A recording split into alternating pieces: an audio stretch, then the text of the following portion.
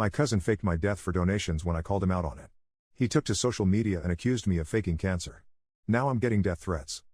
I was diagnosed with Hodgkin lymphoma when I was just 23 years old. I didn't tell anyone because the last thing I wanted was for anyone to treat me differently, but my balding gave me away. So when my cousin Victor came over and saw my entire wig fall off, I had to tell him the truth. At first he started laughing, but when I told him it wasn't a joke, his eyes welled up with tears. "I'm so sorry, cousin. I love you. We can make it through this." I hugged him back and he proceeded to pull my wig off again, saying he wanted to see the real me. This made me feel confident that he wouldn't treat me like I was made of glass. Well, the cancer started getting worse. I literally looked like one of those zombies from Plants vs. Zombies. So when Victor texted to confirm whether or not I could attend his birthday, I told him no, and proceeded to send him $300 as an apology and early birthday gift. My explanation? I had chemo booked for Saturday morning, and his party was that evening. Pretty solid, right? Well, Victor didn't think so. Isn't that a little selfish? It's like a 2-second procedure. I'm sure the time between 10 a.m. and 8 p.m. will be enough time to recover. The treatment takes 3 hours and I'm going to be exhausted afterward. I don't want to drag the mood down at your party. I'm sorry, I responded. I thought it would end there, but it didn't. Victor told me that if I didn't want people to treat me differently for having cancer, then I shouldn't use it as an excuse to be a disappointing cousin. I didn't even reply to that because I knew if the conversation continued, I had a 100% chance of saying something I'd regret. As predicted, I ended up resting all day. I felt like an animal in hibernation or something, but I woke up to 37 missed calls and over 99 unanswered texts. As I scrolled through, I saw that everyone was texting me asking if I was okay because Victor had posted that I was in critical condition. Then Victor called. "I hope you're calling to thank me," he interrupted, his voice dripping with fakeness, but I couldn't confront him through the screen, so I settled for hanging up. That day was literally every nightmare I ever had come true. All of the people I disliked were reposting the anonymous GoFundMe on Instagram, captioned with the amount they had donated, and at least 1/3 of the texts were people sending me TikTok links to holistic healing nonsense. One was literally of a person saying they cured their stage 4 lung cancer from drinking celery juice, with a commission link in bio for the magic blender they used. All this made me want to isolate myself even more, especially from Victor. I didn't reply to anyone except my mom, who asked if I was doing okay. Honestly, that month without Victor and his drama was pretty peaceful. It gave me a lot less to think about and meant I could rest more. I also had more money because I didn't have to send people money all the time to compensate for not spending time with them. This also meant Victor had more attention and donations coming his way, because on his Instagram stories, he would update his followers every day on how I was supposedly doing and claim that he was the only family member I was willing to talk to. Of course, every story included a link to a charity I'd never heard of before that claimed to support all my daily expenses. We both knew it was a lie, but I didn't have the energy to deal with him. Honestly, my plan was to just let him do his thing until I got better. But when donations began to dwindle, he escalated his deception. At my expense, of course. He started taking old photos he had of me and using AI to edit them, making me look like I was on death's doorstep. Then he told everyone I had been misdiagnosed and actually had stage 4 lung cancer instead of Hodgkin lymphoma. He claimed that if I didn't get life-saving, very expensive surgery within the next week, I was guaranteed to die. That's when I finally decided that enough was enough. I told him if he didn't take it down, I would expose him for his past nonsense. He didn't respond, but he did take it down. Well, kind of. 3 days later, I woke up to see that he had simply shifted his strategy. Using fake screenshots and old photos of me, Victor told his 300,000 followers that I had faked having cancer entirely. That I did it all for the money and sympathy. The accusation hit me like a physical blow, knocking the air from my lungs as I stared at my phone screen in disbelief. The irony was suffocating. He was accusing me of the exact thing he had been doing all along. My hands trembled as I clicked the link, dreading what I would find but knowing I needed to see it. I stared at my phone. The screen glowed with Victor's latest post. His perfectly filtered face beaming with fake sincerity as he exposed me to his followers. On his YouTube channel, he'd posted a 15-minute video titled "Cousin Faked Cancer for Money with Proof." The thumbnail showed a split screen of me, contrasting a healthy pre-diagnosis photo with a recent one where I looked exhausted after treatment, complete with glaring red circles and accusatory arrows pointing at my face. The view count already showed 47,000 and climbing by the minute. Each new view felt like another person believing his lies about me, another person judging me based on fabrications. I forced myself to watch a few minutes of the video, my heart pounding painfully in my chest as Victor spun his tale with practiced emotion. He claimed to have evidence that I was perfectly healthy, showing screenshots of text conversations that were either completely fabricated or taken wildly out of context. My phone buzzed incessantly with notifications, each one a fresh punch to the gut. People I hadn't spoken to since high school were suddenly reappearing in my life, some with sympathetic messages asking if I was okay, others with venom-laced accusations about what a disgusting person I was for pretending to have cancer. The irony was so thick I could choke on it. My cancer cells were probably having a good laugh at my expense. When my mom called, I grabbed the phone like a lifeline. She sounded confused and worried, explaining that relatives were calling her asking bizarre questions about whether I really had cancer. I broke down as I explained everything, my voice cracking as I detailed Victor's escalating betrayal, from exploiting my illness for attention to now claiming I'd fabricated the whole thing. My mom's voice hardened with protective fury, and she insisted on coming over immediately. While waiting for her, I forced myself to watch Victor's video, each second more excruciating than the last.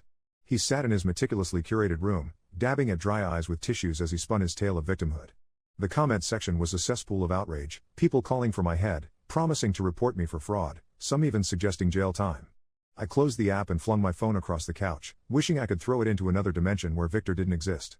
My mom arrived with comfort food and fierce determination radiating from every pore. She brought my favorite chicken soup from the deli near her house, still warm in its container, and a bag of soft cookies that wouldn't hurt my mouth sores. The familiar sense momentarily distracted me from the nightmare unfolding online. My mom's presence filled my small apartment with a sense of safety I desperately needed. We spent hours documenting everything, creating a timeline of Victor's lies, screenshots of his fake charity links, the AI-edited photos he'd posted, and his contradictory updates about me. My mom's reading glasses perched on her nose as she meticulously organized the evidence on her laptop, her fingers typing furiously as she created a document that laid out the whole sordid story. The afternoon light faded to evening as we worked, my energy waning but my resolve strengthening. I texted my oncologist, who responded almost immediately with an offer to provide a letter confirming my diagnosis without revealing private details. Dr. Rodriguez had been treating me for months, her calm competence a comfort during the scariest time of my life. Her quick response and willingness to help brought tears to my eyes, a small kindness that meant everything in that moment. A message from Madison, who'd been at Victor's birthday party, surprised me with its supportive tone. She mentioned that Victor's behavior at his party had seemed strange, how he'd initially told everyone I was skipping because I was being lazy and just wanted to watch TV, but then later was crying in the bathroom while dramatically revealing my cancer diagnosis to gain sympathy. Another piece of evidence showing his inconsistent storytelling. After posting, I checked my email to find a message from GoFundMe's team, informing me they were investigating the fundraiser Victor had created after someone reported it as potentially fraudulent. I forwarded them evidence that I hadn't authorized or created it, along with documentation showing Victor had been collecting donations through his personal payment accounts. The GoFundMe representative responded quickly, assuring me they took such matters seriously and would expedite their investigation. A text from Diana, an old college friend who'd been pushed out of our circle when Victor decided he disliked her, offered support and reminded me of his pattern of manipulative behavior. Diana had always seen through Victor's facade, which was probably why he'd worked so hard to exclude her from our friend group. Her message was simple but meaningful: I believe you. Let me know if you need anything. Her message triggered a crucial memory, the video from the day my wig fell off in front of Victor, which would prove he'd known about my cancer from the beginning. I remembered Diana had been the one to set up our shared cloud storage for group photos and videos years ago during college. My heart raced as I realized this could be the smoking gun. Diana still had access to our old shared photo album and quickly located the video, sending it to me within minutes. There it was, undeniable evidence of Victor's knowledge of my diagnosis months earlier, including him saying we'd get through it together and promising to support me. The video was slightly grainy, but the audio was crystal clear. Victor's voice saying, "I'm so sorry, cousin. I love you. We can make it through this," followed by him asking detailed questions about my treatment plan. I created a comprehensive response post with screenshots of Victor's contradictory statements and the video evidence, reaching people who had seen Victor's video and changing minds. Victor texted a threat about suing me for defamation, which I ignored completely, focusing instead on responding calmly to concerned messages from friends and family. His message was all caps and filled with misspellings, the digital equivalent of a temper tantrum.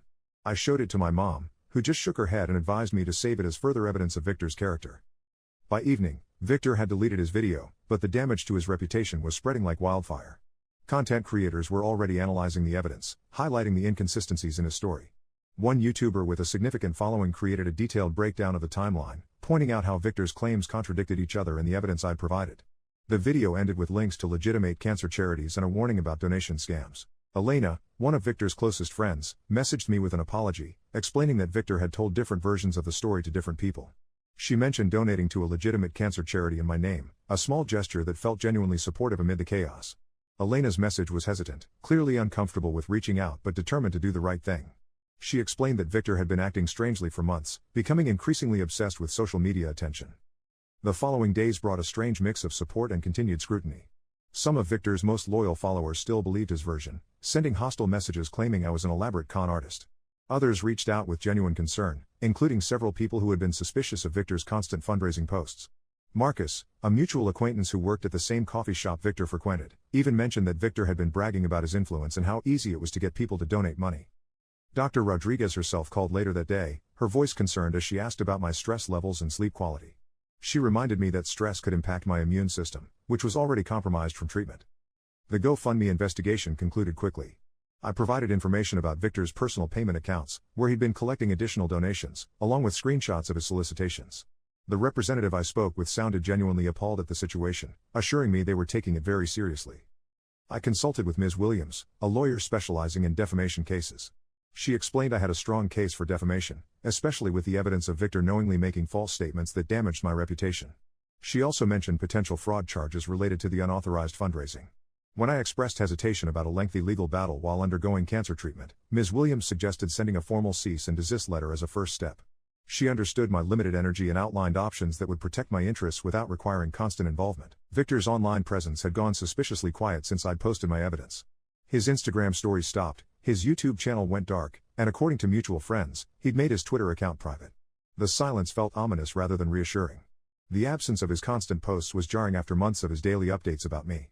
The quiet made me uneasy, like the stillness before a storm.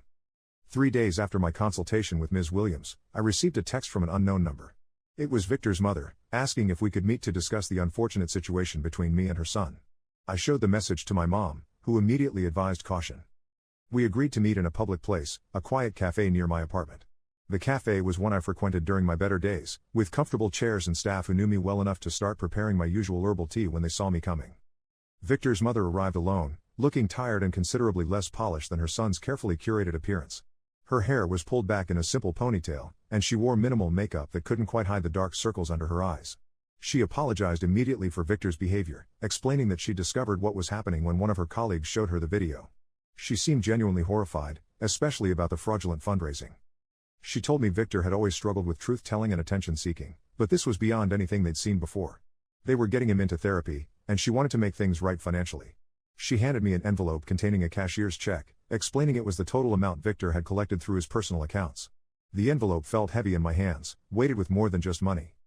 I was speechless, having expected excuses or denial rather than accountability. I told her I appreciated the gesture but was still considering legal options. She nodded, understanding completely, and said they would cooperate with whatever I decided. The afternoon sun streamed through the cafe windows, highlighting the genuine distress on her face as she spoke about her son's actions. As she was leaving, she paused and told me she was sorry about my cancer and wished me strength in my treatment. The sincerity in her voice brought unexpected tears to my eyes. It was the simple human acknowledgement I had wanted from the beginning, not performative sympathy or dramatic declarations, just quiet understanding. That evening, I received a formal email from Victor, clearly written under parental supervision or legal advice. He admitted to fabricating evidence against me and exploiting my genuine illness for personal gain. The email ended with a statement that he would accept whatever legal consequences came from his actions. The formal language couldn't disguise the forced nature of the apology, but it was something. Ms. Williams advised waiting to see if Victor's behavior matched his words before making any decisions about further legal action. Her cautious approach made sense. Words were easy, but actions would reveal Victor's true intentions. The public retraction appeared on Victor's accounts the next day. In a somber video without filters or dramatic music, he looked different, stripped of his usual confidence as he admitted to lying about me faking cancer and exploiting my genuine illness for attention and money. He apologized to me specifically and to everyone he'd misled, promising to refund any donations not already returned through GoFundMe. The video was brief, just under 2 minutes, but covered all the necessary points. The comments were a mix of shock, disappointment, and people tagging me to see my response. I didn't give one immediately, needing time to process everything. My apartment felt like a sanctuary that day, quiet and private while the online world buzzed with reactions to Victor's confession. The treatment center hummed with quiet activity. Nurses checking monitors, other patients reading or napping, the occasional soft conversation. The familiar sounds had become almost comforting over the months, a reminder that I wasn't fighting alone. The cold sensation of the medication entering my bloodstream contrasted with the warm blanket the nurse had placed over my legs. Madison visited me during treatment, bringing magazines and comfortable socks. She mentioned that Victor's friend group had fractured, with many distancing themselves from him after the truth emerged. Elena had reached out to several people who donated to Victor's fake fundraisers, connecting them with legitimate cancer charities instead. Even Diana, who'd helped me find the crucial video evidence, stopped by my apartment with homemade soup her grandmother had prepared. These small kindnesses meant more than the grand gestures Victor had performed for his audience. A week after Victor's public apology, I finally responded with a brief post, thanking everyone for their support and stating I was focusing on my health and treatment. I mentioned that while the situation with Victor was unfortunate, I was moving forward and appreciated privacy during this time. I didn't mention the legal aspects, as Ms. Williams and I had decided to accept Victor's public retraction and his mother's financial restitution rather than pursue further legal action, provided Victor maintained his distance and continued therapy. My mom thought I was being too lenient, but understood my desire to focus energy on healing rather than prolonged legal battles. She expressed her concerns during our weekly dinner at my apartment, her hands gesturing emphatically as she argued that Victor deserved harsher consequences. I explained that pursuing legal action would drain energy I needed for healing and that sometimes walking away was the stronger choice. Eventually, she nodded, respecting my decision, even if she didn't fully agree. The cancer journey continued with its ups and downs. Good days where I almost felt normal, terrible ones where even breathing seemed like too much effort. Through it all, I discovered who my real friends were, the ones who showed up consistently without making it about themselves. Madison became a regular visitor, bringing terrible jokes and good company. Elena occasionally joined her, having completely severed ties with Victor after learning the full extent of his deception. Even my formerly distant cousin Julia, who'd seen the whole drama unfold online, started checking in regularly with genuinely helpful care packages and zero unsolicited medical advice. 6 months later, during a follow-up scan that showed significant improvement in my condition, I received a handwritten letter from Victor. Unlike his forced public apology, this felt genuinely personal. He wrote about his ongoing therapy, his realization of how deeply his need for attention and validation had warped his perception of family relationships, and his understanding that some damage couldn't be undone. He didn't ask for forgiveness or expect a response, he simply acknowledged the pain he had caused and took full responsibility. But perhaps the most valuable lesson came from Victor's betrayal, the realization that sometimes people show you exactly who they are if you're willing to see it. I'm more cautious about sharing personal struggles on social media, but I no longer hide them from the people who matter. And when new acquaintances ask about the falling out between me and Victor, I simply say we grew apart, because some stories are mine alone to tell, when and if I choose to share them.